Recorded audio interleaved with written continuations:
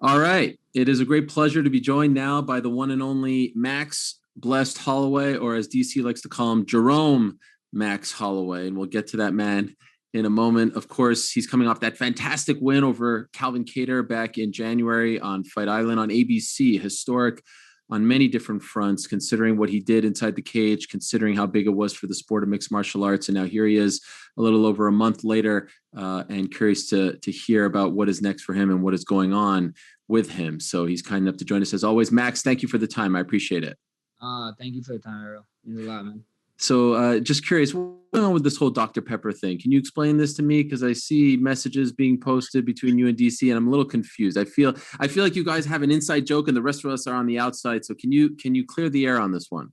No inside joke. He's the man that put me onto the good doc, as we had said, Dr. Pepper, baby.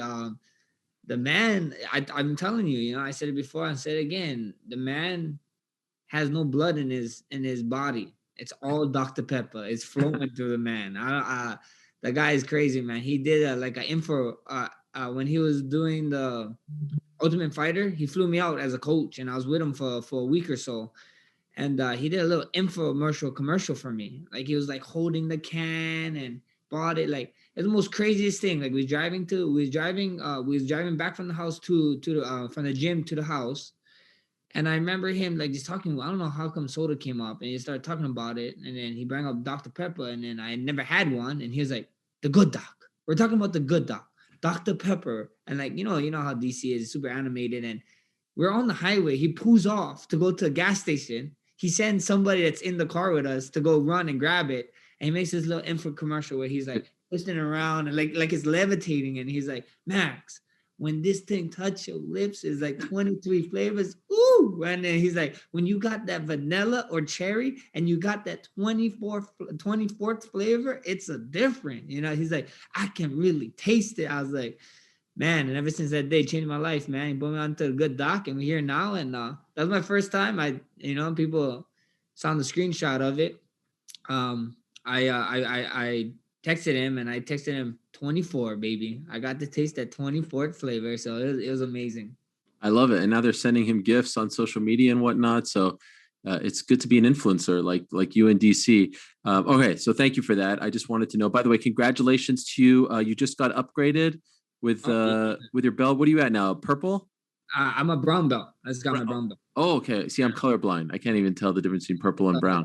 I thought he's telling me congratulations on the 5-star that I got, because I've been getting harassed ever since that happened. Everybody was like hitting me on Twitter and whatever and being like, congrats, but they should have nerfed your ass, Max, in the game. So apparently I'm pretty cheating in UFC 4. So that's funny. And that comes from him. He's the one who decides. DC. Yeah, he's one of them. Yeah, I talked to him and this and that, and he told me. He was like, I was like, man, he's like, it's not all me, Max. He's like, I'm just kind of the guy that put the face in. But he said, UFC, the EA Sports guys are super excited about it. I was super excited about it. We got I don't know if you saw it, a poster, but it's a real pendant. It's like 5 inches. Yeah. It's heavy, and it's pretty cool.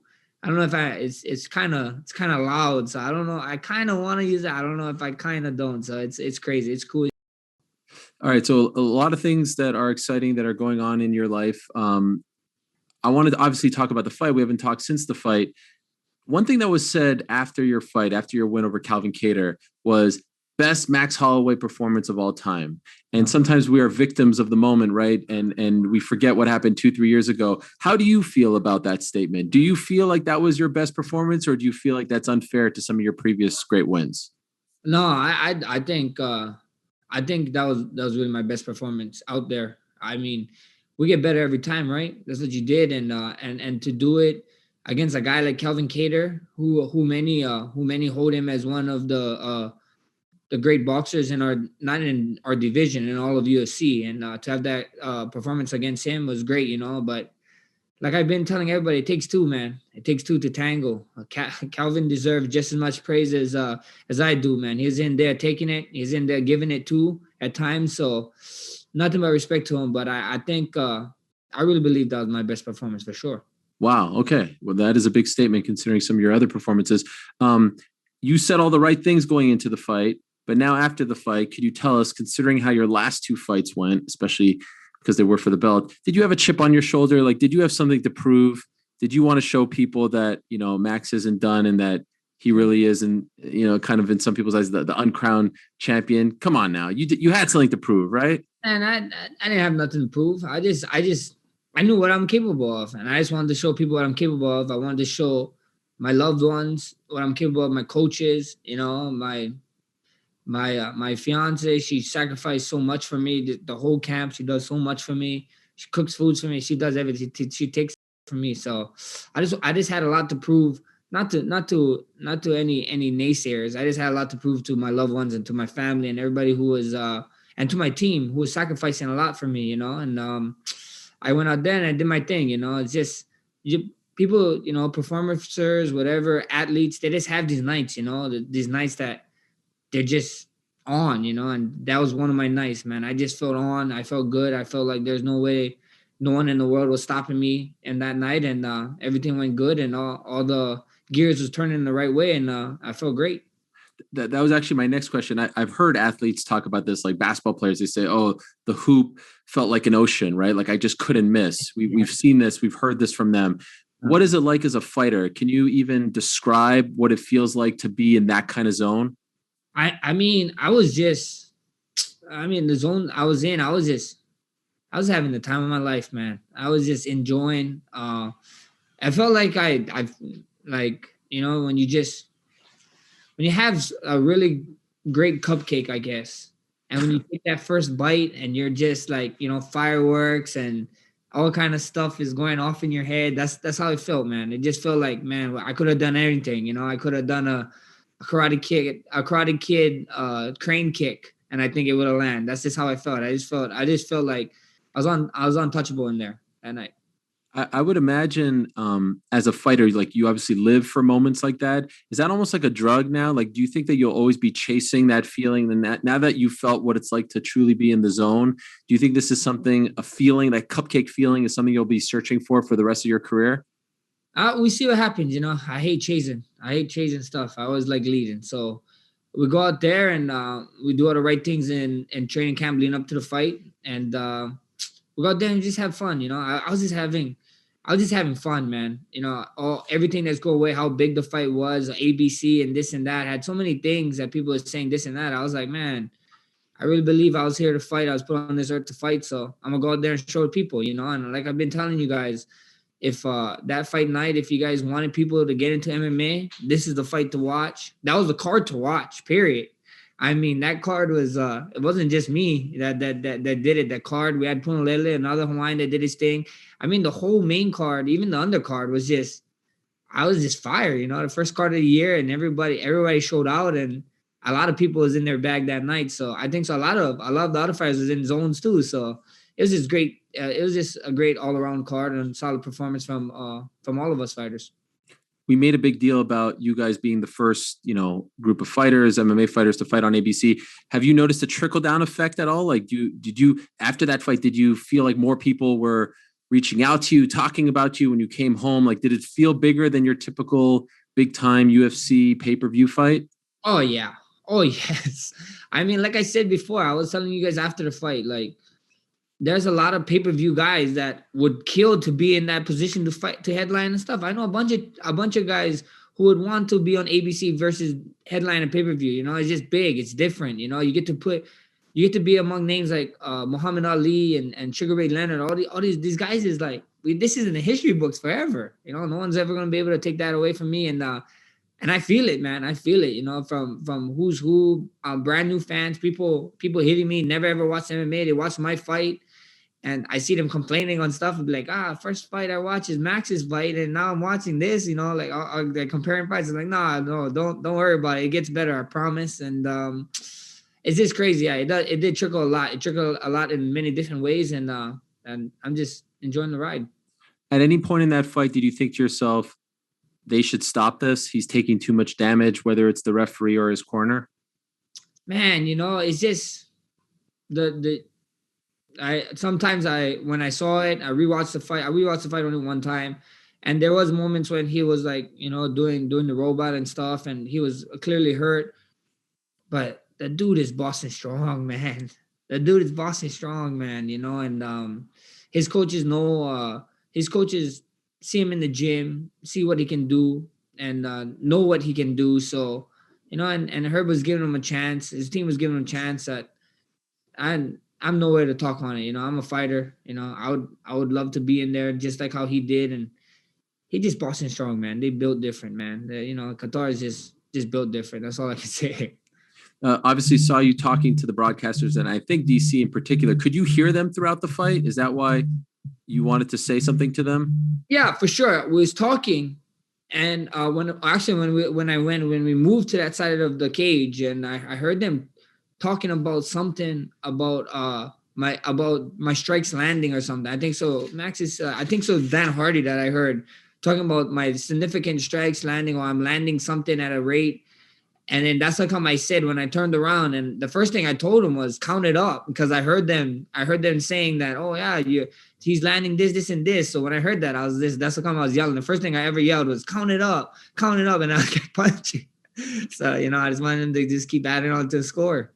One time I think you were talking to them, and then you got punched in the face, and I was like, oh no, this would be horrible. That's the one that I said count it up, and then he jabbed me. Oh, yeah. And I looked at him, and that's when I screamed at him, and then that's when I did the whatever I did. So it was good fun, man. Were you genuine? I feel like you were, but I'll ask it anyway. Were you genuine about sticking around to slide in for the following week's main event? Like, did you really feel like that was something that you could pull off? And did you ever actually seriously bring that to the UFC's attention? Oh yeah. I mean, you saw me on my skateboard. What the hell am I skateboarding around the W for, So we was really there, man. We was really about it, I was really about that life, man. It's a fight. It's a fight, I can't wait. You tell me I'll fight, I'll fight. A lot of people is kind of tripping out about the Kattar fight that I took, but it's like, man, if you want to be the best, you got to beat the best, and the best is blessed. So, at the end of the day, it's if you want to be a number one pound for pound guy in the world, I think those are the stuff that solidifies yourself. A lot of these guys, I was talking about the pound for pound rankings with someone, and I was saying, like, a lot of these guys is like, are you in the pound for pound ranking? You never even dabble in another class, or you didn't even talk about going to another class. If you're just staying in your lane, then it's not a number one pound for pound guy. I think, a number one pound for pound guy is someone who is willing to fight anyone, anyone, any weight class, anytime, anywhere, and that's become. People call me crazy, but DC could get that work at that one time, But I know he's a man. I'm leave him alone. Enjoy your Dr. Pepper, DC. All love, bro, and make sure they send me a package my way too. You know what I mean? So how soon? I think that's coming. How soon do you think your next lightweight fight happens? Like how many more months, years? Like when do you want to get back to lightweight? The people at UFC. They always ask me when I'm getting back to 55, and I think so. The question is, they want to see when I commit to 55, like actually when I'm going to fully commit to 55. When we took that Dustin fight was like on a 2 months notice, a little bit under 2 months. We did that fight, and then 2 months later, I was fighting back at 45. So the intriguing question to everybody is, or to them, or people want to see, is like, when is Max going to commit to 55 fully and not do this jump around stuff? So, I mean, let everybody wonder, right? So we see what happens. I know I was going to actually ask you that question. When is Max going to commit to 55 and not jump around? We see what happens. We see. And you just turned a question that I asked into a rhetorical question back to me. Exactly. We see what happens, man. We see what happens. Time tells all. So I'm just chilling. I'm waiting, and we're gonna find out. At some point, though, you think you'll end your career there? For sure.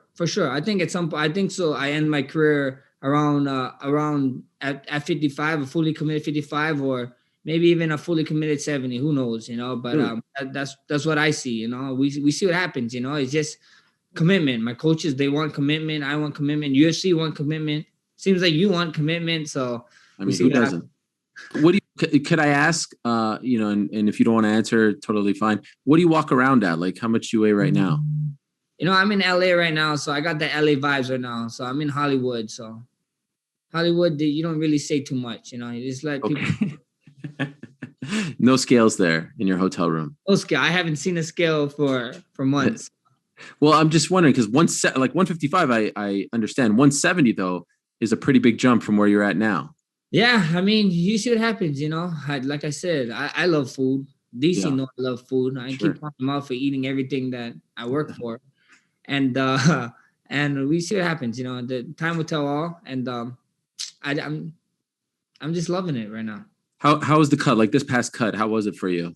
Great. I mean, super great. I mean, we just keep, you know, I'm not gonna lie, it sucks. It's a cutting weight, you know, but we keep finding out little tricks and trades that make it a little easier, but it's still tough. You know what I mean? It's still a tough cut. And I felt good, man.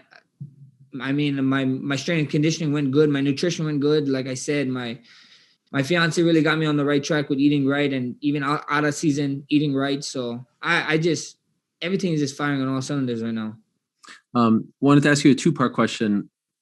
A, can you confirm that was in fact you on the skateboard during that Conor McGregor interview with Farhanoun? Because it's a very funny clip. I'm sure you saw it. He says that Max Holloway. Was that in fact you on the skateboard? Oh, 100%. It was funny because when we was riding, I was riding my skateboard, and then I just so happened, like, we know where all the UFC stuff is, yeah, you know, like from the windows and stuff, and we had to go all week. And I was just telling one of them, I was like, it'd be so funny. We were like bombarding someone's interview, and I was like, because I was acting stupid riding my skateboard, like on top of the wheel, like doing like stupid movements. And then of course Connor's the guy in him. I'm like, oh man, that planned out well, I guess.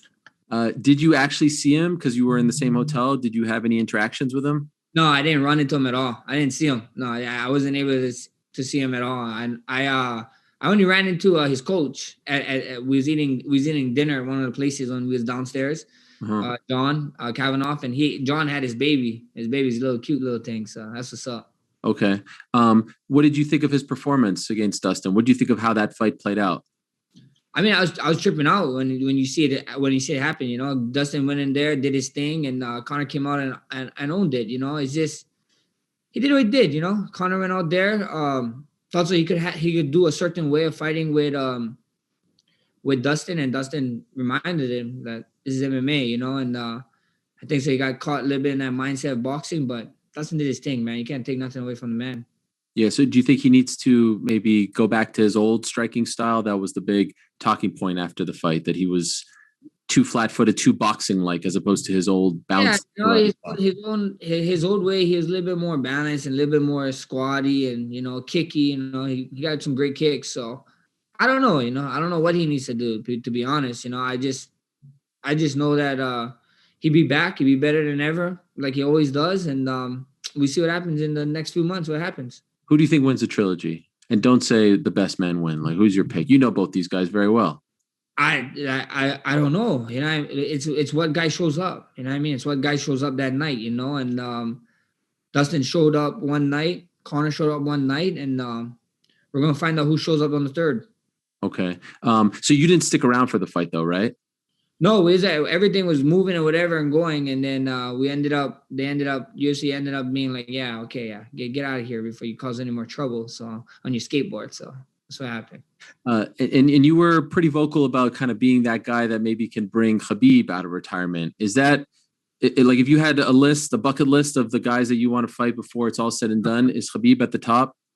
Khabib is one of them for sure. I mean, I keep telling you guys, I want legacy fights. You know, I want fights that are going to cement my name forever in this sport, even when I'm long gone. And he's one of the guys that's up there for sure. You know, he did what he did.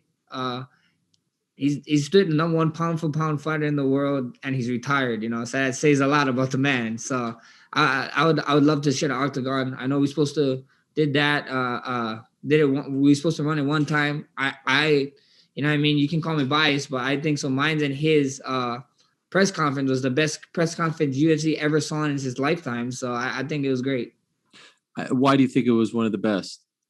I mean, weren't you there? I was there, but I want to know from your opinion. That was just crazy, man. We had the whole place bumping. It was nuts. Khabib was actually, name a time. Let me see, Ariel. Name a time where Khabib actually talked to someone in a press conference. This guy was straight calling me out. all the stuff. I was like, whoa, what is going on?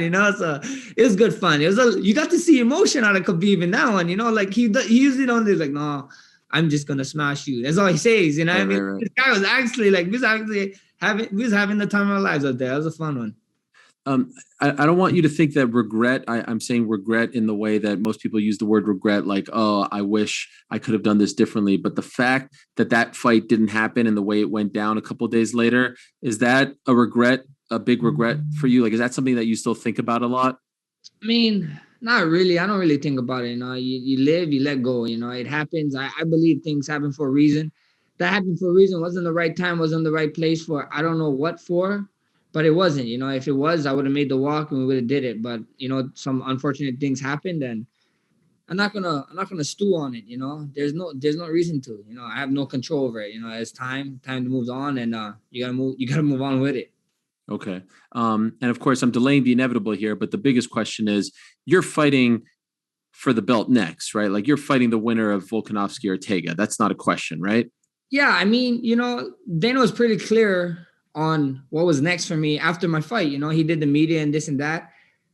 And everyone knows that I'm the cloud, I'm the cloud over the Alex and Ortega fight. So let them just figure out and focus on each other. And then after all is said and done, the ring continues. So I can't wait. You obviously know both guys well. Do you have a sense as to who will win that fight next month? I mean, style make fights, man. Style make fights. How much times you see Ortega pull something out and then Alex is Alex, So we see what happens. I ain't got no favorites. These guys in my division, so I really don't care. All I care about is staying focused, staying ready. Whatever happens, and I'll be ready. Is there a part of you that is hoping it's probably going to be a lot easier to make the fight if Ortega wins, right? Because you have a win over him. I mean, he'll probably want the rematch as opposed to Volkanovski, who has the 2 wins over you. Are you hoping that Ortega wins so that there's no drama in making this title fight for you? I mean, drama sells, right? So, I don't really care who. I'm not rooting for none of them more than the other guy. It's just another fight to me. It's a fight that I probably won't even watch, like you guys know, and I'll just wait for the call and we'll see what we get next, and we just move on. That's crazy to me. Like, I can understand you not watching Derek Lewis, Curtis Blades, but a fight in your division, your title, you could fight the winner. Like, you won't even go out of your way to watch that. It's on at like 6:00 in Hawaii. You got it like prime time over there.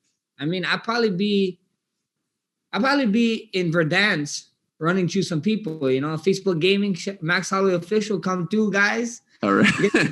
Ask all you guys, the chat can let me know what's happening in the fight. I don't care too much, I guess, what is that saying? There's that famous picture of Michael Phelps, right, swimming, and then there's it's a meme. It's like the guy is looking at Michael Phelps while Michael Phelps is first place.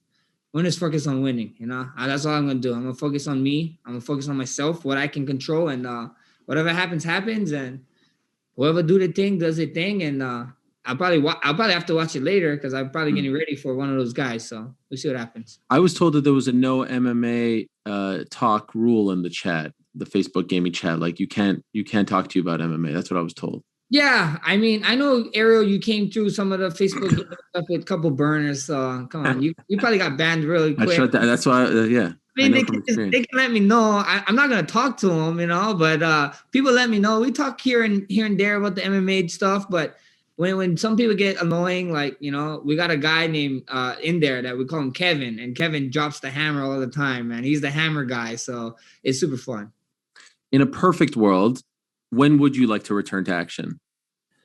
In a perfect world, I would want to fight 3 times this year. We got 1 out the way. I would like to go summertime, and then I would like to do what I usually do in December. That's a perfect world. I want 2 more fights this year. Hopefully some big ones. And, if it's Abu Dhabi, it's Abu Dhabi. But, man, I miss Vegas. Please put me back in Vegas. Put me back in Vegas. And, hopefully we see all these vaccines coming out. We see numbers are across the nation dropping low. And you hear people saying that April might be full open for a lot of states and stuff. So hopefully I get one back in Vegas in front of crowds, man. Because we had a very limited crowd that night in Abu Dhabi, and it felt great, you know. So coming back home, being back in Vegas, the ninth island, having some crowds, you know. You guys saw what happened the last time I went there with the crowds and how much Hawaiian pros was there. So it was just great, man. I'm excited. I can't wait. Hopefully we can move on from this pandemic very soon and we can see fans back in the audience. That sounds great. I'm down for that. Could you imagine though, you do your historically great December outing back in your adopted home country of Canada? I'll take that, bro. They if you guys give me that Toronto fight, you know I'm gonna be there. That would be great. You know I'm gonna be there. You know I'm gonna be there with my snowboarding gear too. We're gonna snowboard the week before. We're gonna do our thing, and hopefully everything is open. But I would love to go back to Toronto, man. But I see, like, is Raptors still playing in Orlando? They're still playing Tampa. Tampa. Yeah, it sucks. Yeah, it does suck. But hey, they're turning around though. What's up? They're turning it around. Fred VanVleet is like looking like a real killer shooter now. So I'm excited. I'm happy you didn't jump off the bandwagon. You know, they lost a few guys. I wasn't sure if you were going to stick with them. No, you gotta stick with them. You know, like, wow, that's just outrageous. You know what I mean? I saw your guys' little clip about Knicks, about you guys being a Knicks fan. Knicks fan is just like that person you just stay around because it's family. You know, it's a family thing. So, man, I wasn't gonna jump around. No way. I knew this was gonna come on. You're a championship caliber team. You still got guys from the championship team. You guys know what it takes. They're gonna figure it out, you know. And they just re-signed your fellow Hawaiian, Bobby Webster, the GM. Bobby Webster is GM. He got signed more, so it's exciting times, man. Yeah, I congratulate him. That guy's a beast. I'll leave you with this. Who is the best boxer in the UFC? I mean, if we're talking about best boxer, you know, I'm the best boxer in the UFC, baby. You know. I guess so. Teddy Atlas said it best, you know. A lot of people keep saying, "Oh, the power, this and that," but boxing is not about power. You know what I mean? Like this is Teddy Atlas saying, like, boxing is about angles and IQ and setups and there's so much more things. You know, a lot of people keep saying, like, you can't be the best boxer, you have no power. I'm like, I never know the best boxer in the world is a guy who's a power puncher. You know, like, Floyd is considered one of the best boxers in the world, right? He got knockouts, but he's not a power puncher. It's all about setups. It's about hitting. It's about angles. It's about this and that. It's about IQ. So I might be biased, but I don't care. I'm gonna hold it. Hold it. Sure. Someone shows otherwise. I would have been disappointed if you didn't say yourself. I mean, that's the way you should feel about yourself. And could I just ask, last question, I lied. Yeah. Will you entertain anything other than a title shot next? Like, is there anything even that is of remote interest compared to that? I mean, we see what happens. You know, I'm just going with the flow, man. You know, I'm not a matchmaker. I don't know who's a matchmaker. My agent always calls me up and just tells me, hey, check your email. We got a contract in there. And that's how we do it, you know. Like I said, a lot of people was kind of crazy that I took the Kattar fight. I was like, why? Why are you guys tripping out? Like, it's a fight. It's a fight. Mm-hmm. It's what you gotta do, and you gotta continue on. You gotta move on. You gotta fight. You know. I mean, I ain't scared of hard work. You was there for the winning streak where I had to win 9 in a row to get 10 to get a fluke by accident. You know, in Toronto. I love Toronto. Interim title shot, you know. Thank you for the DC sneezing and throwing his back out, you know. Thank the Lord for that. And then all the new belts came, and then the real stuff came in. So right. You know, I ain't scared of hard work, man. So we see what happens. Do you have a wedding date yet? We do not have a wedding date, and don't worry, Eric. I feel bad. I was gonna feel bad because I didn't get to save the date yet. That's why I was gonna say. Don't worry, you're gonna get a save a date, Eric. I'm telling you, we're waiting till. So we sat down with my beautiful fiance Alessa. I sat down with her, and we was like, yeah, you know, we was thinking like, let's have a small thing and this and that. So we came up with a list on how much people we was gonna invite on each side, and her list was 200, and then my list was 200. I was like, yeah, I don't think we're having something small, honey. So we gotta wait till this COVID thing passes by. So we're just waiting till everything opens up again, and then. You get your save a date. Thank you. Yeah, I'm expecting like a royal wedding. Like, this is, you know, 2 of Hawaii's finest coming together. This is a big deal. Like, full wall-to-wall coverage, local news, helicopters, parade. I mean, I see what they do to you when you come back from a fight. There's a parade for you. I can't imagine what it's going to be like when you actually get married there. So, man, I hope it's not that crazy, man. We gotta be low key. So when you say the date, you better tell people the wrong date. Okay. Max, pleasure as always. Congratulations on the win, my man, and looking forward to what's next for you. Thank you, brother. You have a good one. Thanks for watching ESPN on YouTube. For live streaming, sports, and premium content, subscribe to ESPN+.